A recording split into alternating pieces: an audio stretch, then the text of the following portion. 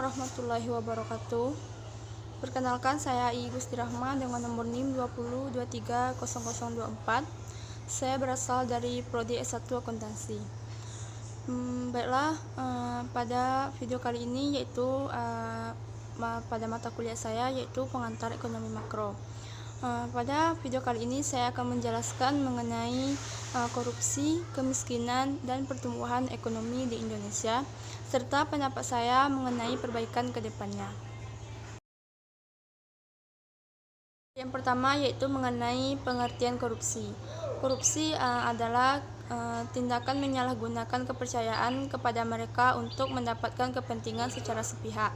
Adapun unsur-unsur dari korupsi, yang pertama perbuatan melawan hukum, dan yang kedua penyalahgunaan kewenangan, dan yang ketiga menyalahgunakan kesempatan, dan yang keempat memperkaya diri sendiri, orang lain, dan korporasi milik sendiri, dan yang kelima merugikan negara dan perekonomian negara. Selanjutnya yaitu dampak korupsi.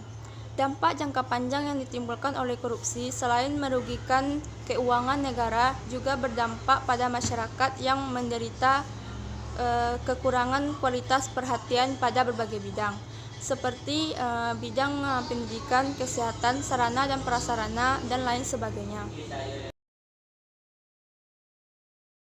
Selanjutnya yaitu mengenai kemiskinan. Yang pertama, pengertian kemiskinan. Kemiskinan adalah keadaan saat ketidakmampuan untuk memenuhi kebutuhan dasar seperti makanan, pakaian, tempat tinggal, pendidikan, kesehatan, dan lain sebagainya. Penyebab-penyebab dari kemiskinan. Yang pertama, rendahnya tingkat pendidikan. Yang kedua, malasnya untuk bekerja. Dan yang ketiga, modal yang terbatas. Yang keempat, kesehatan yang buruk. Dan yang kelima, kurangnya sumber daya alam. Dan yang keenam, mahalnya kebutuhan di pasaran. Baiklah, materi selanjutnya yaitu mengenai pertumbuhan ekonomi di Indonesia. Yang pertama, pengertian pertumbuhan ekonomi. Pertumbuhan ekonomi adalah suatu keadaan adanya peningkatan pendapatan yang terjadi karena peningkatan pada barang dan jasa. Adapun faktor-faktor pertumbuhan ekonomi di Indonesia, yang pertama sumber daya manusia.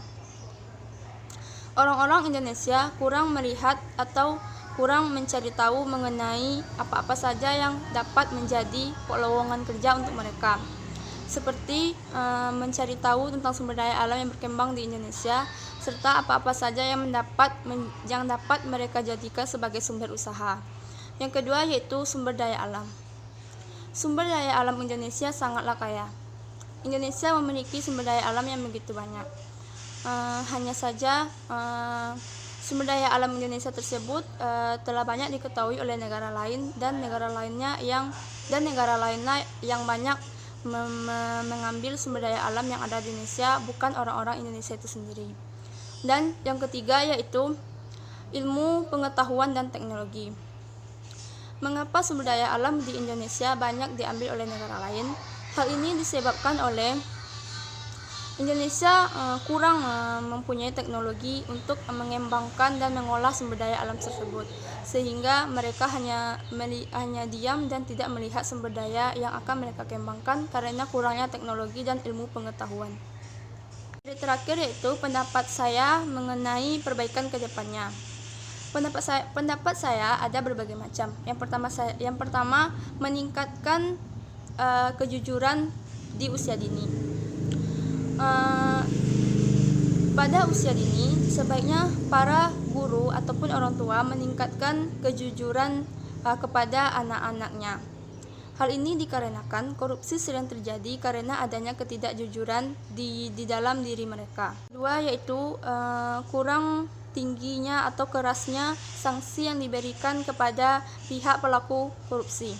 Hal ini membuat pelaku korupsi tidak mendapatkan jera, sehingga mereka sering melakukan hal tersebut karena hal tersebut dapat berdampak baik kepada diri mereka dan berdampak buruk kepada negara mereka.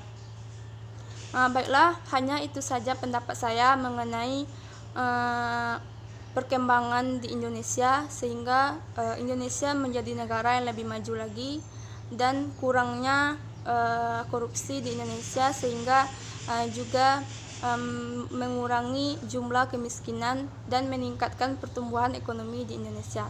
Sampai di sini saja video saya tutupi dengan wabillahi taufik walhidayah. Wassalamualaikum warahmatullahi wabarakatuh. Sekian, terima kasih.